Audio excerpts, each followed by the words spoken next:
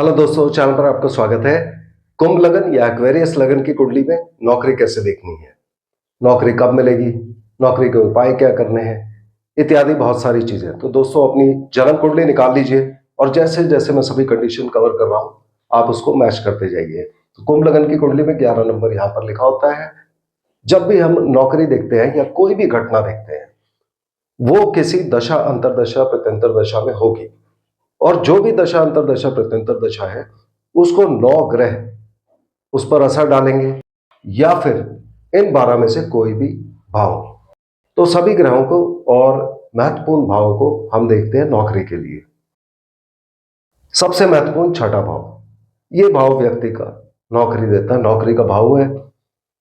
तो दशा अंतरदशा के अंदर छठा भाव जुड़ा होना चाहिए, अर्थात या तो छठे भाव में जन्म कुंडली में जो भी ग्रह बैठे हैं उनमें से कोई होना चाहिए, या इसके मालिक चंद्रमा देवता होने चाहिए।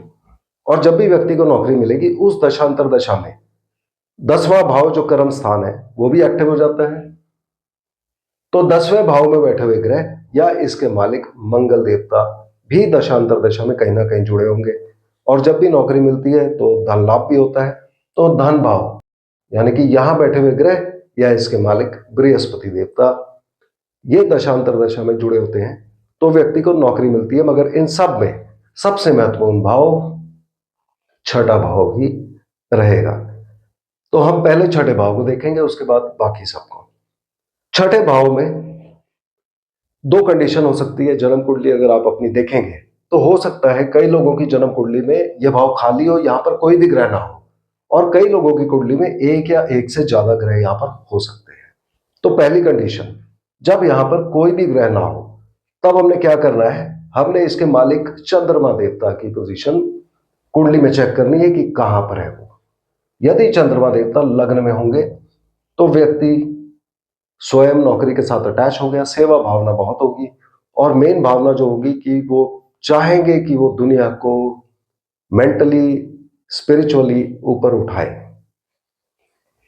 जब द्वितीय भाव में चंद्रमा बैठे होंगे तो नौकरी के साथ धन जुड़ा ही होता है, तो ये अच्छी पोजीशन हो गई नौकरी पाने के लिए।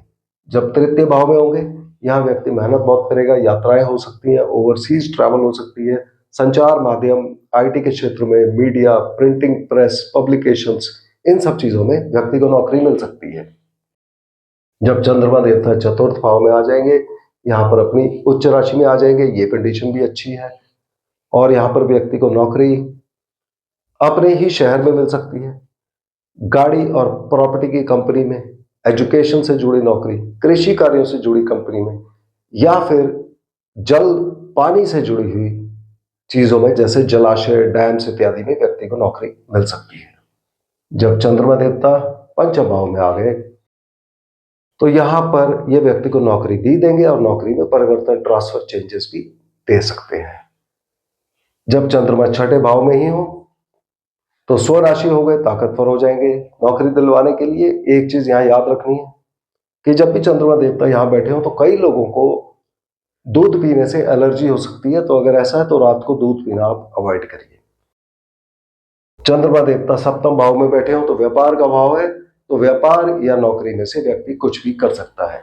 चंद्रमा देवता कुंडली में अष्टम भाव में बैठे हो, आठवां भाव कष्ट और पीड़ा का होता है, यहां पर चंद्रमा देवता नौकरी मिलने में प्रॉब्लम कर सकते हैं, मगर कष्ट और पीड़ा से जुड़ी नौकरी भी दिलवा सकते हैं, जैसे कि सर्जरी के कामों में, इंश्योरेंस के कामों में, security forces, army, navy, air force, police से जुड़े कार्यों में, या फिर व्यक्ति को उद्योग में जोड़ सकते हैं, किसी फैक्ट्री में नौकरी दिला सकते हैं।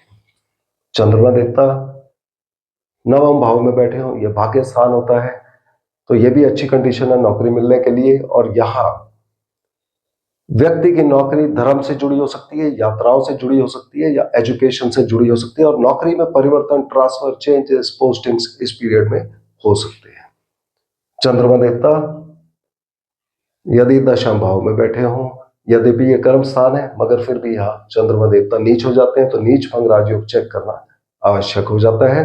तो कुंडली टू कुंडली वो डिपेंड करेगा कि यहाँ पर चंद्रमा किसको क्या प्रभाव देंगे, अच्छे और बुरे दोनों तरह के आ सकते हैं। जब चंद्रमा देवता 11वें भाव में बैठे हो, ये कुंडली का सबसे अच्छा भाव होता है, लाभ स्थान। यानी कि व्यक्ति को नौकरी इनकी दशांतर दशा प्रत्यंतर दशा में जब भी जुड़ेंगे मिलेगी। जब चंद्रमा देवता 12वें भाव में बैठे हों, ये विदेश का भाव होता है, कमजोरी का भाव होता है, तो ज्यादातर लोगों को ये नौकरी में कमजोरी देंगे, मगर कुछ लोगों को ये विदेश से जुड़े कार्य या हॉस्पिटल से जुड़े कंपनियों में नौकरी दिलवा सकते हैं। अब दूसरी कंडीशन, जब यहां पर कोई ग्रह बैठा हो चंद्रमा देव के अलावा, यदि सूर्य देवता बैठे हैं, सूर्य देवता व्यापार के कारक है, तो व्यापार या नौकरी में से कुछ भी मिल सकता है।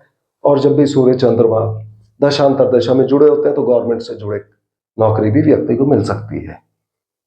जब मंगल देवता यहां विराजमान होंगे, मंगल देवता कर्म स्थान के मालिक हैं, मगर यहां पर आकर नीच हो जाते हैं, तो इनका नीच भंग राजयोग चेक करना जरूरी है। फिर भी ये नौकरी मिलने में मदद करेंगे। व्यक्ति को इस पीरियड में यात्राएं बहुत करनी पड़ेगी, मेहनत बहुत करेंगे। संचार माध्यम, IT, media, printing press, publications, इन सब चीजों से नौकरी मिल सकती है। यहां पर बुध देवता विराजमान हो, बुध देवता कुंडली में 8वें भाव के मालिक होते हैं, तो ये नौकरी में प्रॉब्लम करेंगे या नौकरी में परिवर्तन, ट्रांसफर, चेंजेस, या व्यक्ति की नौकरी छूट भी सकती है। यदि छठे भाव में बृहस्पति देव विराजमान हो, बृहस्पति देव कुंडली के सबसे अच्छे भाव के मालिक होते हैं और पैसे के भाव के मालिक होते हैं, तो ये सबसे अच्छी कंडीशन गिनी जाएगी। जब भी बृहस्पति देव दशांतर दशा प्रत्यंतर दशा में जुड़े होंगे तो व्यक्ति को नौकरी मिलेगी। छठे भाव में शुक्र देव विराजमान हो, शुक्र देव कुंडली के अति योगकारी ग्रह होते हैं, तो ये भी नौकरी मिलने में व्यक्ति को मदद करेंगे और व्यक्ति की नौकरी में परिवर्तन, ट्रांसफर, चेंजेस, पोस्टिंग्स भी दे सकते हैं।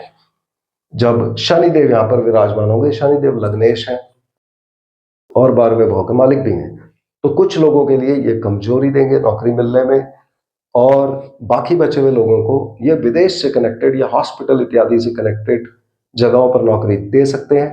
और शनिदेव की इस दशांतर दशा में व्यक्ति विदेश भी जा सकता है या विदेश सेटलमेंट भी हो सकती है।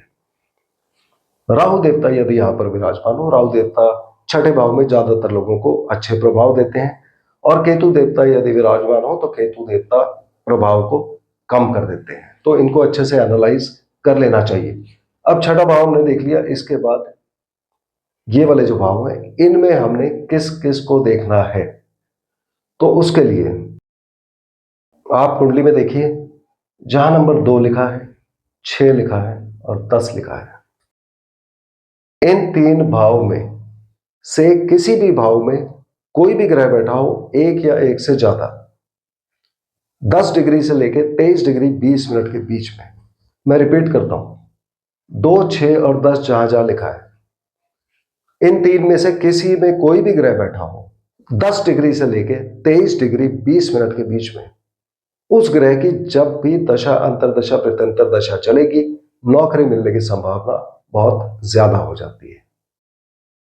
तो ये मेजर कंडीशंस थी। अब इसके उपाय क्या करने हैं, आप अपनी जन्म कुंडली में देखिए यहां पर कौन सा ग्रह विराजमान है, जो भी ग्रह विराजमान है उनके आप पूजा करिए, और इसके मालिक चंद्रमा देवता, इनके आप उपाय करिए, यानी कि शिव जी की पूजा, माता और माता तुल्य स्त्रियों की सेवा और सम्मान, इससे आपको नौकरी के रिगार्डिंग लाभ होगा।